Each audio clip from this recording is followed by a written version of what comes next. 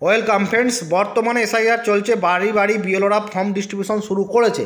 এই SIR form fill up নিয়ে অনেক কনফিউশন রয়েছে, সেইগুলো দূর করার জন্য খুব সহজে দেখাবো ফর্ম পূরণ কীভাবে করবেন। যেমন ধরুন, বাড়ির সদস্য বাইরে থাকলে কি করবেন, কারো বাবা বা মা প্রয়াত হলে কি করবেন, অথবা বাবা বা মায়ের নাম নেই তাহলে কার নাম লিখবেন, এছাড়া নামের বানান বা পদবি ভুল থাকলে কি করবেন, সবটাই দেখাবো। এবং এটা আমি ডেসক্রিপশন লিঙ্কে দিয়ে দেবো, ডাউনলোড করে রেখে দেবেন, ফলে কাউকে জিজ্ঞাসা করতে হবে না, কোনো কনফিউশন থাকবে না, ফিল আপ করে দেবেন। চলে আসুন ফটাফট শুরু করি ভিডিওটি। তার আগে রিকোয়েস্ট করবো, চ্যানেল নতুন হলে সাবস্ক্রাইব করবেন, জনস্বার্থে ভিডিওটি বেশি বেশি করে শেয়ার করবেন। আর যখন প্রথমে এই ফর্মটা দেখাই, এই ফর্মের তিনটে পার্ট আছে।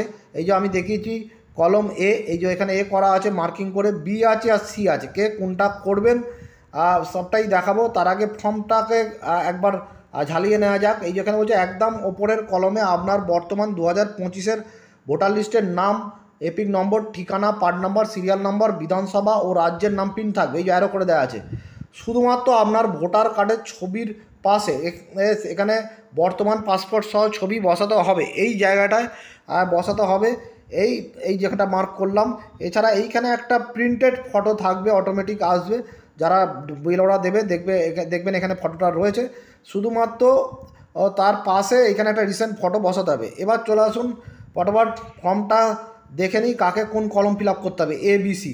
প্রথমে এখানে কি বলা হচ্ছে দেখুন, এ কলমটা কাকে বলা হচ্ছে দেখুন, কলম এ অংশটি সবাইকেই পূরণ করতে হবে। এই যে কলমটা আছে ওপরের এই অংশটা, এখানে সবাইকেই পূরণ করতে হবে, মানে ফ্যামিলির প্রত্যেকটা সদস্যকেই এখানে পূরণ করতে হবে। কি লিখতে হবে সহজেই এখানে দেওয়া আছে, ডেমো দেওয়া আছে।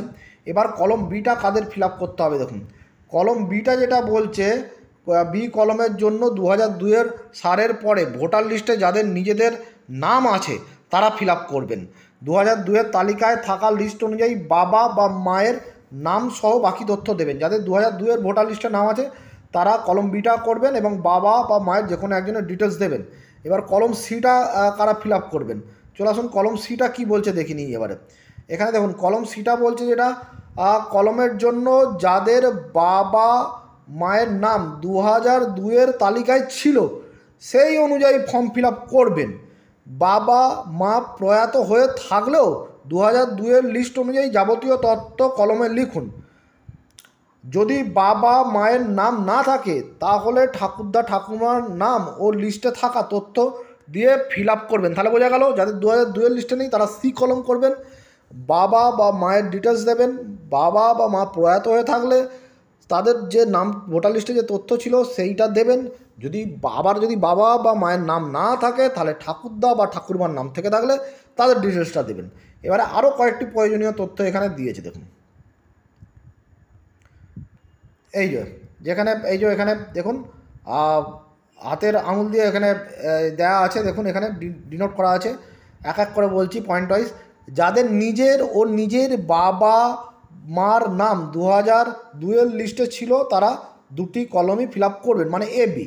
যাদের 2002-এর লিস্টে নাম ছিল না অথচ বাবা মা ঠাকুরদা ঠাকুরমার নাম ছিল, তারা সেই অনুযায়ী বি কলম ফিল আপ করবেন না। দেখছেন বি কলম ফিল আপ করতে বারণ করছে, সি কলম ফিল আপ করবেন।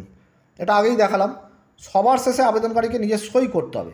বাড়ির কোনো সদস্যের নাম এনুমারেশন ফর্মে এসেছে অথচ তিনি বাইরে থাকেন, তাহলে বাড়ির কোনো প্রাপ্তবয়স্ক সদস্য ফর্ম ফিল আপ করে জমা দিতে পারেন। সেক্ষেত্রে প্রাপ্তবয়স্ক সদস্যই ফর্মে সই করবেন এবং আবেদনকারীর সঙ্গে তার সম্পর্ক লিখে দেবেন। পরিষ্কার বোঝা গেল। বিএলও ও রাজনৈতিক দলের বিএলএদের সাহায্য নিতে পারেন ফর্ম ফিল আপের ক্ষেত্রে। কোনো সংশয় প্রশ্ন অভিযোগ থাকলে কমিশনের টোল ফ্রি নাম্বার 1811-1950-তে ফোন করতে পারেন সকাল 8টা থেকে রাত 8টা পর্যন্ত। ইসি আইনেট অ্যাপে সরাসরি বিএলওদের সঙ্গে যোগাযোগ করার জন্য book on call with BLO option বেছে নিতে পারেন। প্রশ্ন বা অভিযোগ থাকলে এখানে মেলও করতে পারেন, complaint@eci.gov.in এই ইমেলে মেল করতে পারেন। 2002-এর লিস্টে নামের বানান ভুল, পদবি ভুল, এইসব নিয়ে আতঙ্কিত হবেন না। 2002-এর লিস্টে নিজের বাবা মার কারো নাম না থাকলেও কমিশনের নির্ধারিত 11টি নথির এর সঙ্গে শুধু পরিচয়পত্র হিসাবে আধার বা বিহারের সর্বশেষ শার্ট লিস্টের নাম আপনার বা আপনার পরিবারের সদস্য কারোর নাম থাকলে নথি হিসাবে রাখুন। যেহেতু পার্শ্ববর্তী রাজ্য সেই জন্য বলছে, মানে যেটা বলতে চাইছে যে যদি কারো নাম না থাকে সেক্ষেত্রে কী করবেন, হয়তো বাবা মার নাম নেই 2002-এর লিস্টে, তাহলে সেক্ষেত্রে কী করবেন যে 11টি যে ডকুমেন্ট আছে সেই ডকুমেন্টের যে কোনো একটি এবং আধার কার্ড দিয়ে সঙ্গে রাখুন, তাহলেই হবে। তাহলে বুঝতে পারলেন যে আশা করি কনফিউশন কেটে যাবে। এইটা আমি দিয়ে দিচ্ছি ডেসক্রিপশন লিঙ্কে, ডাউনলোড করে রাখুন, ফর্ম ফিল আপ করুন, আতঙ্কিত হবেন না। ধন্যবাদ।